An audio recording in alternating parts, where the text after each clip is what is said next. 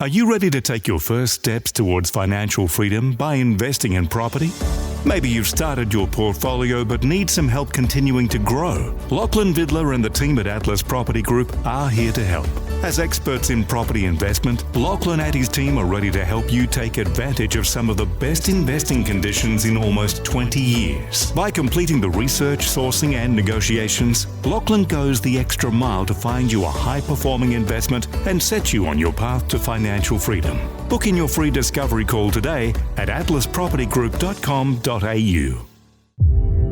This is a Momentum Media production.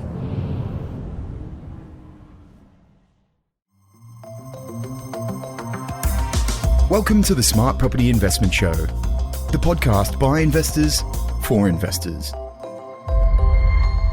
Hello, everyone. Welcome back. One of the first Smart Property Investment shows of the year. We've had a couple, in the pipeline here, but it is great to be back. 2022, it is shaping up to be a massive year.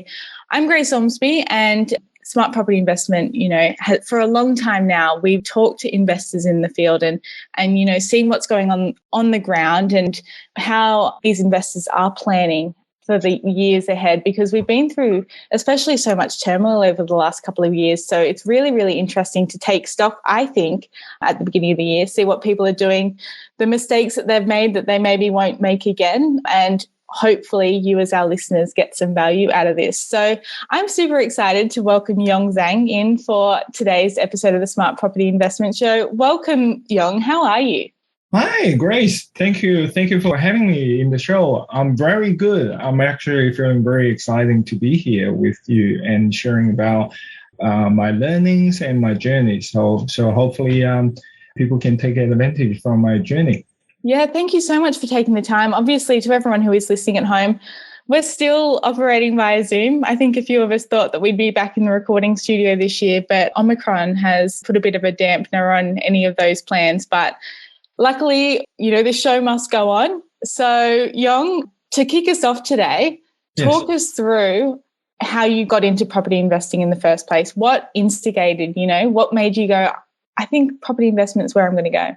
Well, yes. I came from an Asian background family, which we love property.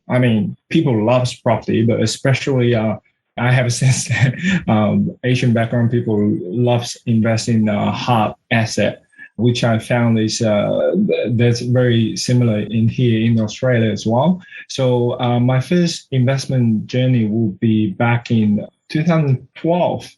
Yes, so I was just start a new career in finance, which I'm progressing in my career development. So which means I didn't have a lot of saving back then. So I remember I got a total saving of about less than $7,000 in my bank account. So, and I remember, and the other thing I remember clearly was that there was a time the government was offering a first home buyer incentive, which is, I believe it was a exemption for stamp duty if you are buying your first home.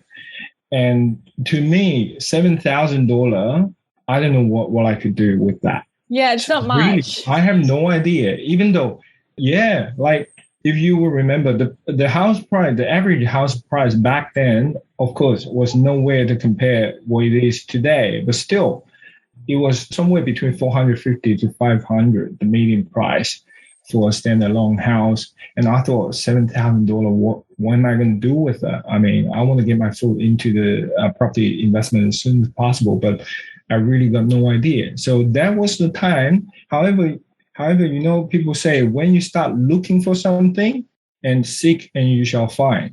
So I had that in my mind. I thought, I know what I can do, but rather than just tell myself, you're not going to be able to make it, so I'll keep my mind open. I was still looking to any possible opportunity. And that was the time that I found this house and land package that's happening in Penrith, Western Sydney. Mm-hmm. Yeah, so there was a new development suburb, and they are offering new house and land package, which they only require $5,000 deposit for the next. Yeah, which the offer was, if you put down $5,000, you can secure the land until it has been subdivided and ready to settle. And I had a look at the schedule. The settlement won't happen until 10 months later. So I thought, okay, I got 10 months to prepare myself with finance and perhaps pump up some more saving. But right now, I could utilize the saving I have in my bank account rather than just, wait until I get ready. I decide to, I'm just going to go for it. So I'm betting on myself with the 10 months I got. So that was my very first investment. So I put down the $5,000. And of course, there has been a bit of pressure for the next 10 months. So I got to keep reminding myself, hey, you got to save up for at least 10%, which is about $40,000. So, I mean, of course, I had to work hard, and I set myself a budget because I know I have a deadline by the end of 10 months. And so I kind of just check in with myself like every month how much I'm saving. So by the time the land settled, I had barely enough money for the 10%. So so that was my very first development. Also, during the time, my very first investment. So during the time, I was also preparing myself for borrowing a 90% loan from the bank. So I would say that lesson gave me the biggest lesson I learned from my first investment was to be prepared. Yeah, it's if you have enough time, which is at least 6 months to 12 months time before you actually execute your outcome, then just be prepared and act on it and work towards that goal. So that was my very first investment. Yes. Awesome. Yong, I'm just thinking 10 years ago now, back in Penrith, it would have felt like a pretty, far distance from Sydney CBD and the like. But considering what's happened over the last 2 years and, that demand that we're seeing for people, in those spots like Penrith and Parramatta, could you have expected any of it to sort of go that way? Or was it just, that was the only place you could buy, so that was where you were going to go? Yes. Well, to answer your question, no. I have no idea how the area is going to be. I mean, of course, I did a bit of homework that I thought, okay, this is new suburb. The name is Jordan Spring. And the developer was Lendlease, and it's quite a reliable big developer. So I thought to myself, well, there's no way that they're gonna mess up with their brand, their well-developed brand. So and they did all the job, and also it looks like a promising place. So I think I had about 65 to 70% of confidence that I'm making a right choice back then. So like you say, a lot of friends and even family members around me at the time when I proposed my plan to purchase this outer area property, many people didn't agree with my decision. They thought, well, why don't you just maybe save up a little bit more and then buy maybe closer to the CBD? Well, it would be nice, but I didn't want to wait because I was literally watching the house price jumping up. I mean, not like what happened last year and what's about to happen this year, but still, it was, to me, I thought my saving speed probably cannot catch up with how fast the property price go up for. So I thought to myself, rather than to wait, I just bet on my investment. So it ended up being a very wise decision, Yong. Yeah. What happened then? So you built the house on the land. Yeah. Did you rent it out? Yeah, we rented it out as an investment. So, and because we bought it under 500,000 for the whole package, and then the rental was pretty good. Back then it was I remember it was 470 or something. Today it's much higher. It's nearly 600 today, but back then it was almost fully covered all the interest that I need to pay. So that was my very first one, and so I got a taste of what property investments like, and I thought, oh, okay, this is pretty good. And then the next year we start to look for the next one. So I thought, how can I, repeat what I just did? So I need a deposit. I need to be able to borrow money from the bank so I can leverage, and I need to be able to find the right property. Yeah, so I start to plan again. So I know, okay, I'm going for the next one. So my bottom line is that I need a 10% of the purchase price. So I set myself a goal. Okay, I'm looking for anywhere between 500, around 500 to maybe 600 max. And that's based on my borrowing capacity back then. So I did a calculation and I worked with a trustable broker. So I worked out how much I can borrow. So now I know that what's my maximum price I can pay up to. And then I just keep saving. Yeah, keep saving. And after about 12 months of purchasing the first one, I did a refinance. I did a refinance plus purchase. So I basically combined the first one and the second property I found, and I kind of draw the equity from the first property in Jordan Spring and then use it for the second property's deposit plus a bit more. So that was the second one. Yeah. We're going to get into that second one, but we're going to take a quick break first. We'll be back on the other side. Sure. Looking for a blue chip Gold Coast investment property, or trying to relocate to the beautiful sunny Gold Coast but keep missing out on the right properties? Maybe you need an expert on the ground to source the right property for you. The Srama Group are the leading recommended buyers agency specific to the Gold Coast, providing their clients with exclusive off-market property opportunities, specific insights into market, combined with a large network of dedicated professionals to ensure you make the right decision without the hassle. Get in touch with us at thesramagroup.com.au and secure your financial freedom today. Welcome back to this episode of the Smart Property Investment Show. I'm joined by Yong Zhang, who is, you're Sydney based, aren't you? You're coming to me from... I am. Yeah. I am in Sydney right now.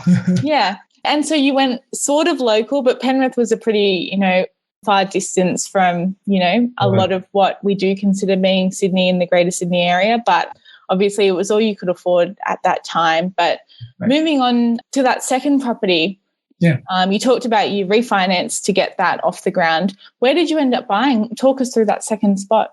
Well, the second one was a bit closer to the CBD, but still, again, it's in western suburb called Tingavi. Mm-hmm. So next to, it's I think 3 stations further west from Parramatta Station.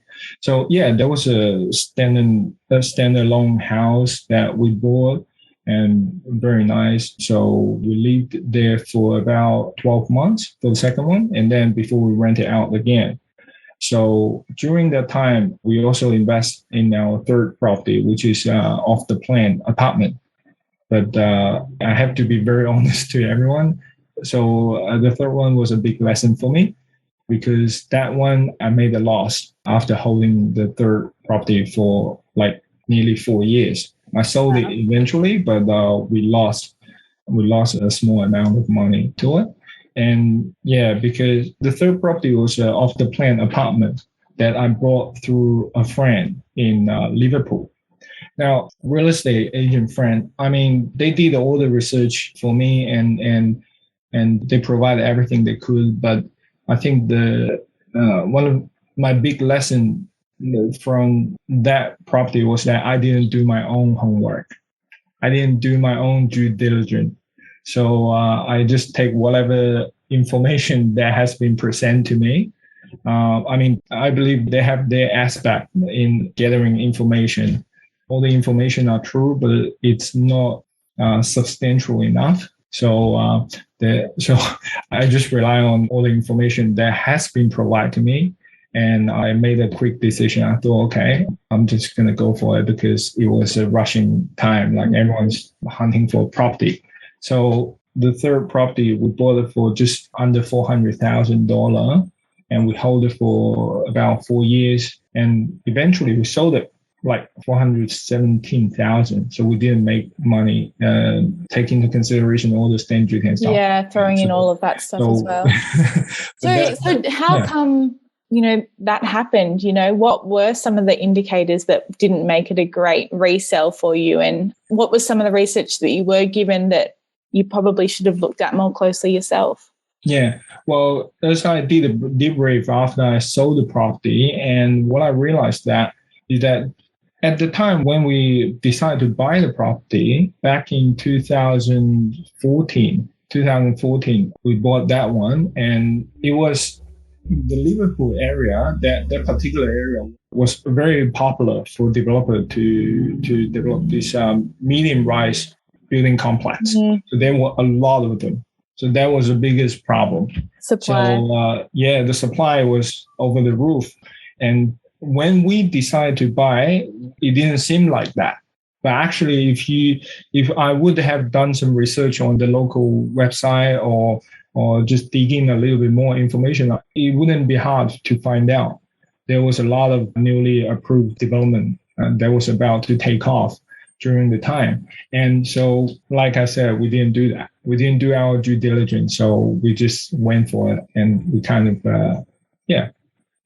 paid for it. So that was a good lesson. Yeah. For sure. And had you rented that out the whole way through? Yeah, we that third one has been a rental property throughout the year, all the years. We rented out. The rental was enough to cover the interest though, but strata costs and also other things, and there were repair happening, even though it was a new building, so it wasn't really pleasant. So a few red flags there. Yong, before we go any further, I do want to check in. Yes. You keep saying we. I'm assuming you mean your wife here because you do have a young family. That's right. So you've been on this journey together. Yes, me and my wife. So she's looking after the kids today. So I get to dominate this call, I suppose. Dominate is not a good word, but I'm just making fun of it. Yeah, so she said, okay, yeah, you just you go and share with that. Yeah, but generally we will talk about the decision we make together before we do that. Yeah. Of course. Obviously, if you both, especially that second property that you were living in, and then, choosing to go for the third property, which obviously wasn't the greatest decision in the world, but you move on, you live and you learn from all of that. So what was next after that? Well, yes, the next one, the fourth one is actually our current home we bought in 2015.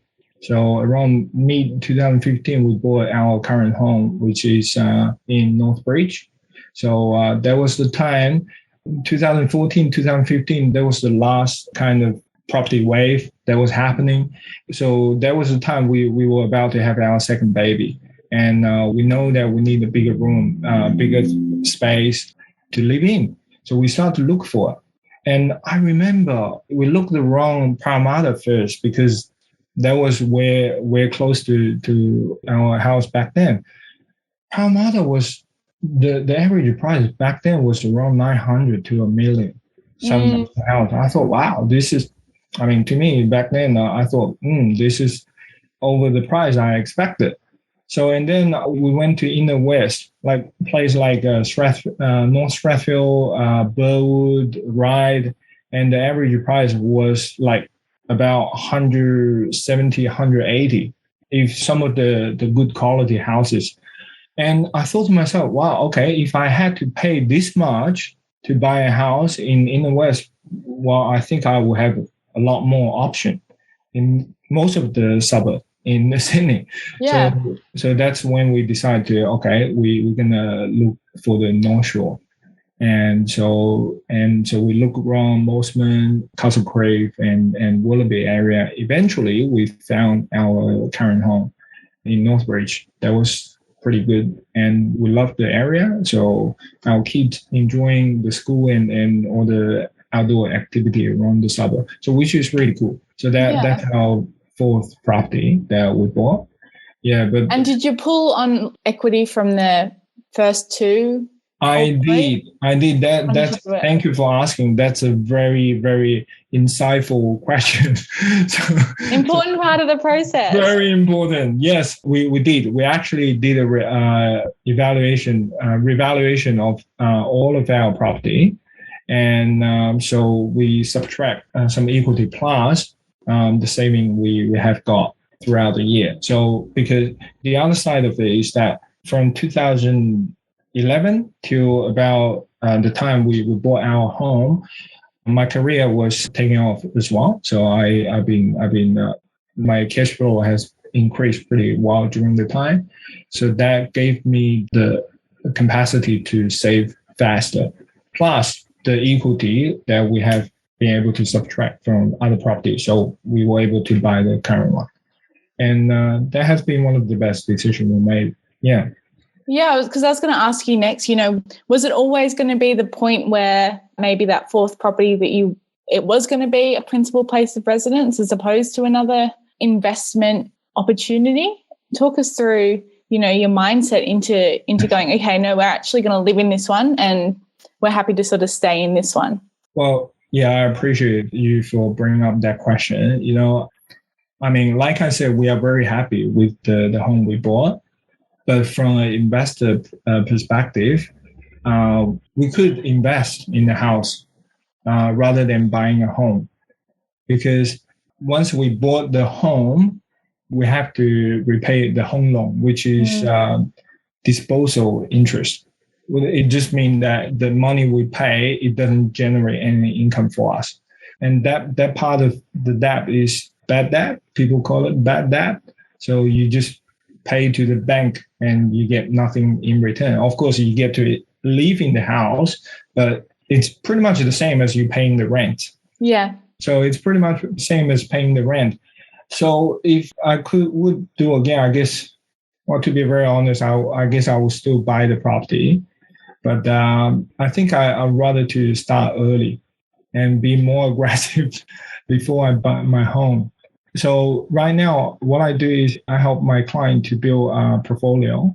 So one of the common things I say to my client is that my advice is if you are going to take out a home loan, try to consider not go above $1.5 million. That's a lot for most of people. But 1 million is start to have some pressure. Yeah. So, some people borrow more than $2 million to buy a home. I mean, I don't know, everyone has got a different financial circumstance, but yeah, I just think there's better way to utilize the borrowing. For example, buy an investment property in some more promising suburb. Well, hindsight is a wonderful thing, but also, Yong, I think you've done a pretty great job to have bought in Northbridge at that time, considering how much capital growth has occurred on the North Shore, especially through COVID-19. Yeah. It's still a very, very sought after area of Sydney and is always going to provide gains for people. Yeah. So what was next after that? So that was 4 properties in. I know you've got a couple more. So can you just talk us through, what you've actually been able to achieve since then?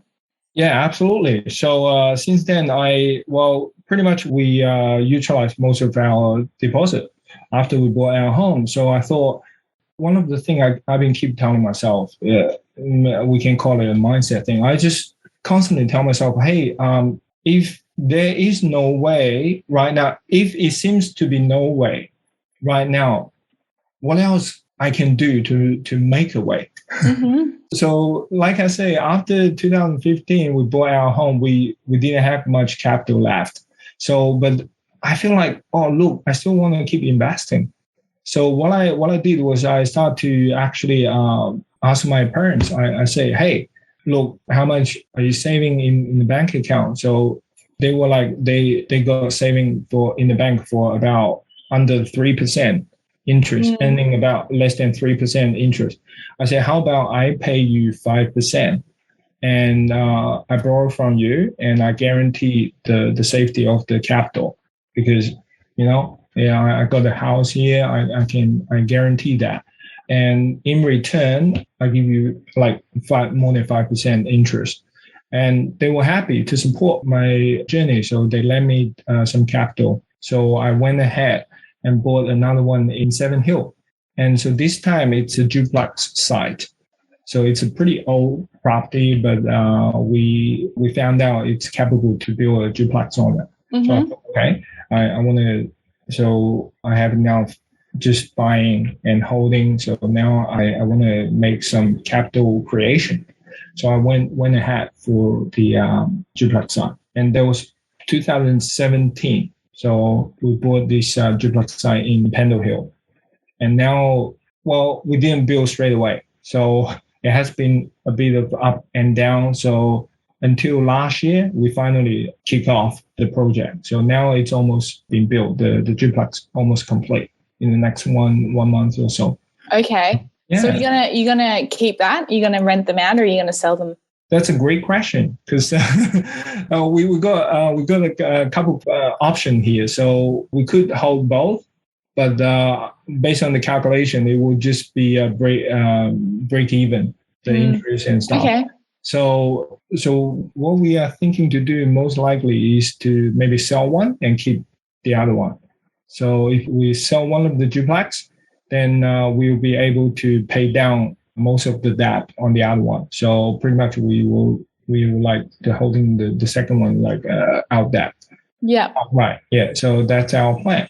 Yeah. So it was a while between buying the land and then building on it. Yes. Has that, what was the delay there? Were there reasons for that, or was it just, what's going on in the market at the moment? Obviously, just even seeing home builder and stuff and the delays that are in construction right now. I'm just wondering if any of that did have an impact or. Grace, you are very spot on. Like, because I have a feeling that you can pick up the most important point.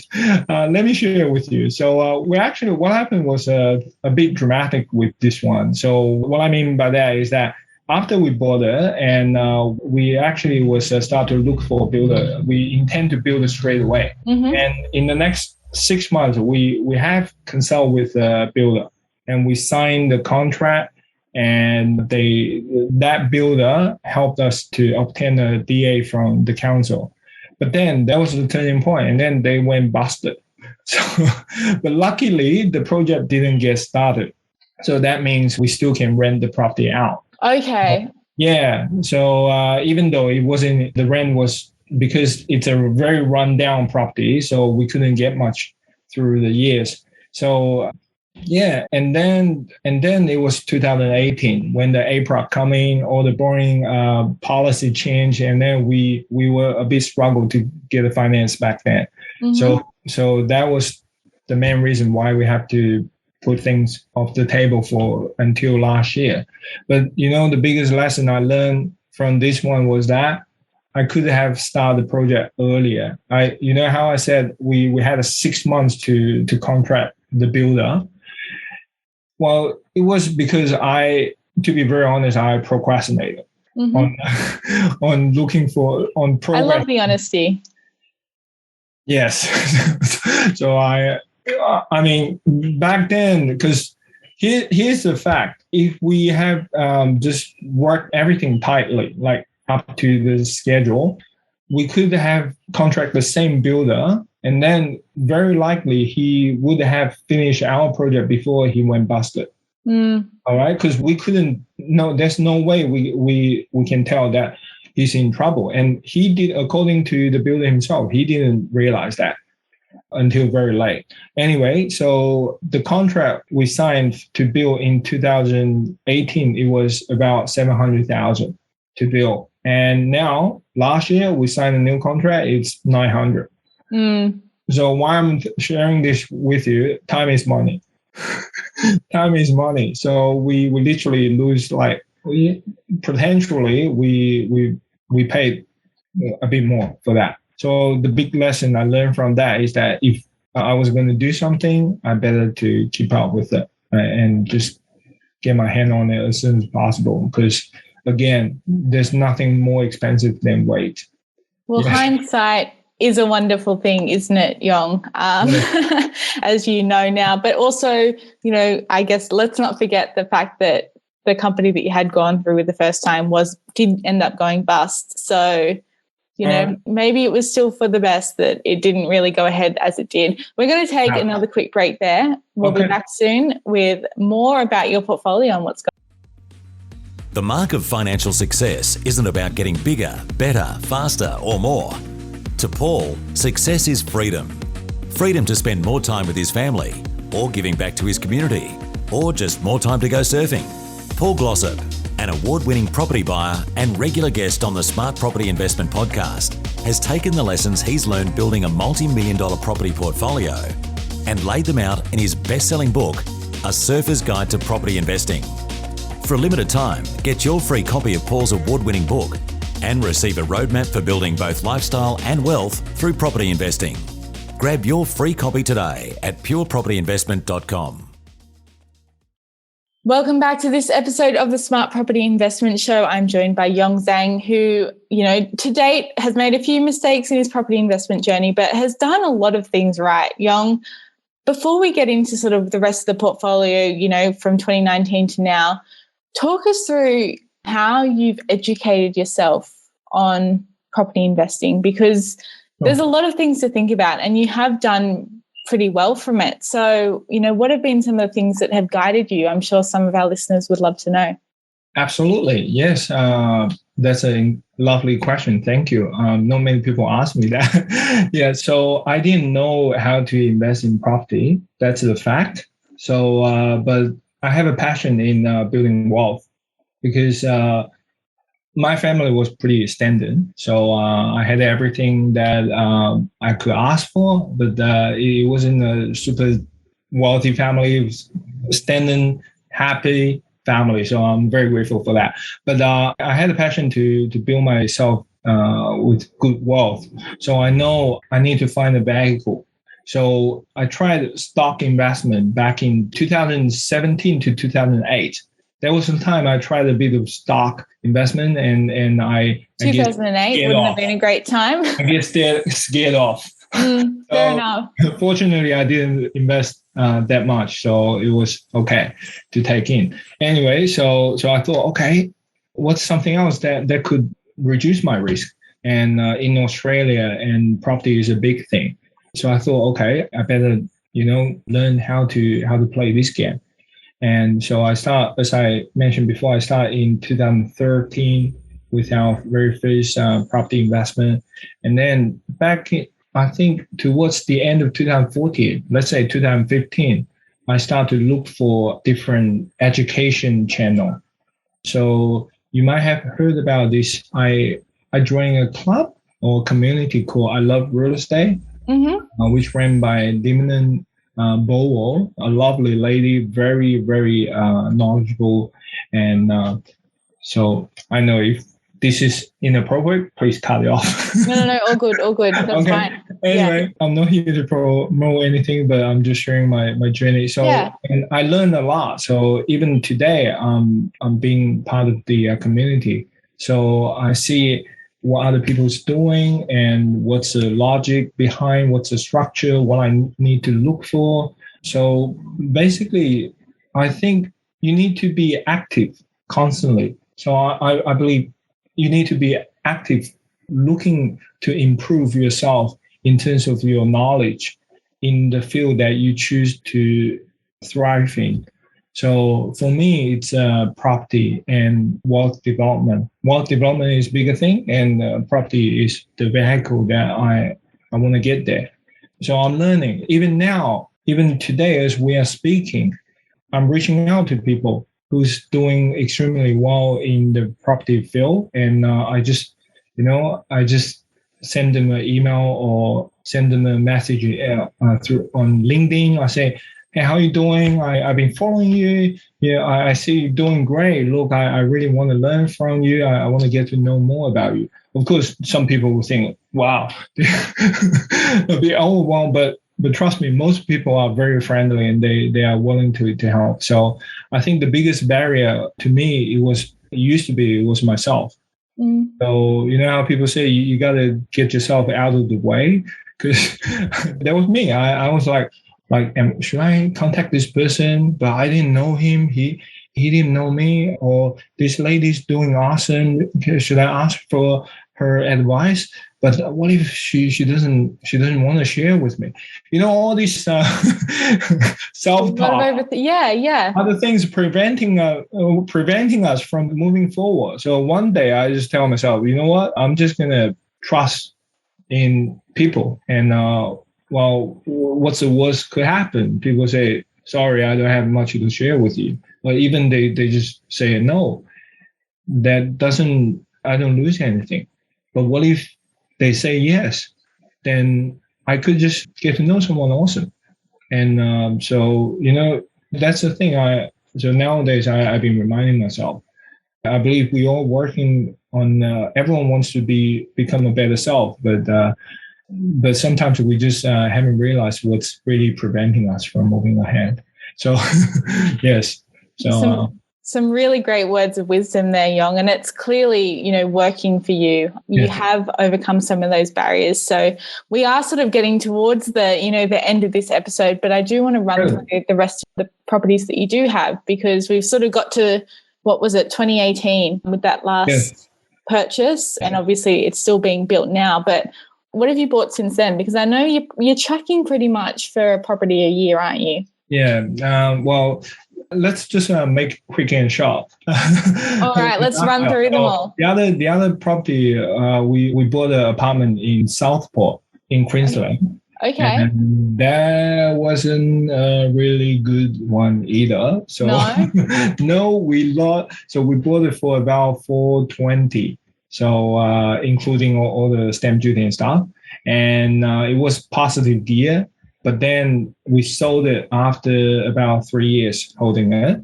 So, and we sold it for $365,000. Okay. So we made a capital loss to that. So that wasn't a good time to buy. But I think that one, I forgot exactly when we bought it. 2016 or something. Yeah, I forgot. We sold it last year as well. Last year? Yeah, last year. So in the boom. So if it was going to go up, it would have done so by then. I wouldn't regret to my decision selling that. When we were considered to sell early last year, actually 2019, toward the end of 2019, some other people saying, oh, well, if you sell now, you're going to make a loss. Why don't you just hold the property in your hand and then sell it once the price get back to at least where you bought it? And then I thought to myself, well, I'm not sure how soon it's going to grow back, but it might take several years. But to me, what's costing me more is the opportunity cost, because the property is holding like over 300,000 of my borrowing capacity. So if I sell it off now, yes, I make a loss, but I can utilize my borrowing capacity of that 300,000 and buy something else that will give me better return. So that was some time we just say we're going to sell it. So it took a while, like 6 months to sell it off. We made a loss, but to me, as I look back 1.5 years later now, I feel it was one of the best decisions we could have made. So because of that, we were able to buy other stuff during the last couple of years. So that was the other one. The next one was something we bought in, again, 2017. We bought a high-rise apartment in the CBD of Sydney, Darling Harbour area. There was a new development by Land Lease. So Darling Square. Yes. So we bought it at the very beginning of it, just over 1.2 million.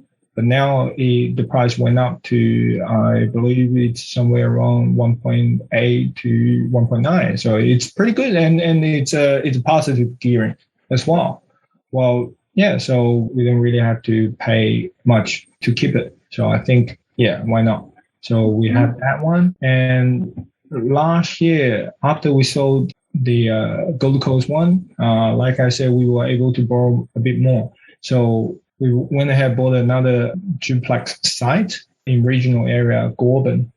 So Goulburn, okay. Yeah, Goulburn. Yeah, in between Canberra and Sydney. Yeah, you will know that. So, and that one was, I didn't know where to buy it, but I just know that I want to buy something. So I went on Google, and now I thought, and then I want to look for regional, and I want to look for dual income, at least positive cash flow and dual income. And then I found this agent I never heard about. And then they won't even advertise a lot in the mainstream. And then I found them. I reached out to them. I said, hey, look, I see you guys are specialized in, helping investors to find duplex site. And that's exactly what I look for. What do you have? So that's where it began. And so we end up just signing contract with them, and they helped us to found this property in Goulburn. And at the moment, it's being prepared for construction. So I think, I believe the construction should start somewhere around mid this year. And hopefully we can have it done by the end of the year. Yeah. So that was the other one. And the last one we bought very recently, which is just about 4 months ago. And I have to thank to you guys. This one is really, I have to thank you guys because I bought this one only because I follow your channel. There you go. I mean it, because I bought our very first commercial property in Queensland through one of your well-known commercial buyers agent that you've been promoting. Yeah, and I'm very happy with the deal. So that's why I say, hey, if I didn't follow your channel, I wouldn't know what to buy, because we are pretty much just out of borrowing capacity. But I still, like I say, if there's no way, what can I do to make it work? Good on you, Yong. What's the way to go? Yes. Yeah. So, you've gone, obviously, I'm just recapping some of these. You bought an apartment in Queensland. You've gone to Goulburn, bought something down there, which obviously has a lot of potential for money making there too. Sydney, you've been around, western suburbs in the city and everything. Is that for you? Has that been an exercise in diversification? We could do a bit more. Okay. We could do a bit more. So it's just you've just been finding these opportunities and taking them, as opposed to going, this is because we want to be diversifying. We're trying to be safer. It's more just chasing those opportunities. Look, I'm also learning along the way. So things like the tax aspect, like how much land tax you have to pay, you wouldn't realize that there are things that you need to look for until something hit on your face. Like, I didn't know I need to look out for the land tax, which we are paying quite a bit of land tax at the moment. So I didn't know that was the part that I need to pay attention to until we got this big chunk of land tax bill. And I thought, wow, what's this? So I think, once again, that's the importance to keep educating ourselves. And one of the best way is to follow some informative channel. For example, join some educational community, or follow just the easiest thing I think I can do. I would rather to do is to start following you guys early. I mean, because there you have it. I mean, I follow you guys over years time, but I could if I went through most of the article and channel you guys providing. I said, oh wow, this is comprehensive. Like, you have every aspect or information an investor need to know, like tax, legal, agent, buyer's agent, where to buy, or analytical information. So I know how many hours I'm spending on your website, but apparently, you guys are sucking me in. Yeah. So, but to be honest, it's important. We don't know what we don't know until we found out. So, like, you either learn in a hard way or you learn through other people's wisdom or knowledge. So that's why, to me, it's so important to keep an eye and keep an open mind, and also to follow expert advice and also other people's sharing. So appreciate for what you do. That's why I want to share my story, my journey in your channel. So because I know it's going to be benefit to people. And thank you so much for doing that, Yong. And thank you for the kind words. You really didn't have to. It sounds like we paid you or something. And to everyone listening at home, I didn't. No, I have to say, no. This is the word that I feel from my heart. And look, I reach out to you. Like I always do, reach out to people I think it's awesome. So I know I just say, hey, look, I would like to share my story if there's a opportunity. And I appreciate and for here you are, you guys offering this chance. Thank you. Before we do sign off, I do want to let everyone know that Yong is quite successful, and you have been quite humble about what you have achieved throughout a conversation today. But just to finish off, I want to list off some of, how you're going with this portfolio at the moment. You do have a total current market value of more than $13 million, which is pretty good. Thank you. Yeah, based on today's market value, yes. It's I did a rough calculation conservatively. It's just went over 13 million if we sell off everything, which we're not going to do that. On top of that, we don't own everything yet. So thanks to the bank, and so we borrowed just over about $7 million dollar. So that's a leverage part. So still the bank own more than half of that. Yeah, but still, LVR is a pretty good position to be sitting in. Obviously, we haven't even got time to talk about it today, but you've obviously got plans to continue investing in the future. Is that correct? You're nodding along. We'll find a way. Yeah, you'll find a way. I'm sure you will. I believe wholeheartedly that you will.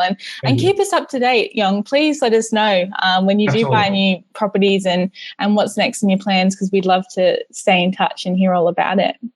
Lovely. We'd love to do that too. Yong, thank you so much for your time today and being so, candid and honest about what you've been through, and best of luck for 2022. Thank you. Likewise, all the best for you, Dawn. To everyone listening along to this episode, we hope you enjoyed it. Please like or review us on whatever platform that you do use to listen into the Smart Property Investment Show. And if you have any questions, or after listening to Yong, you're inspired to also share your story on the Smart Property Investment Show, please reach out at editor@smartpropertyinvestment.com.au. Until our next episode drops, make sure you're staying up to date with all the latest news on the Smart Property Investment website and on our social media, Facebook, Twitter, and our LinkedIn. Until next time, stay safe and well. Bye-bye. The information featured in this podcast is general in nature and does not take into consideration your financial situation or individual needs and should not be relied upon. Before making any investment, insurance, tax, property, or financial planning decision, you should consult a licensed professional who can advise whether your decision is appropriate for you. Guests appearing on this podcast may have a commercial relationship with the companies mentioned. Looking to secure finance to maximise your returns on your investment property? Finny can help. With access to over 70 lenders, Finny can find the right finance for your unique situation. So whether you're ready to refinance for a better rate, improve your cash flow, release equity to grow your portfolio, or are looking to find the right finance for your next purchase, we're here to help. Visit finny.com.au today to learn more.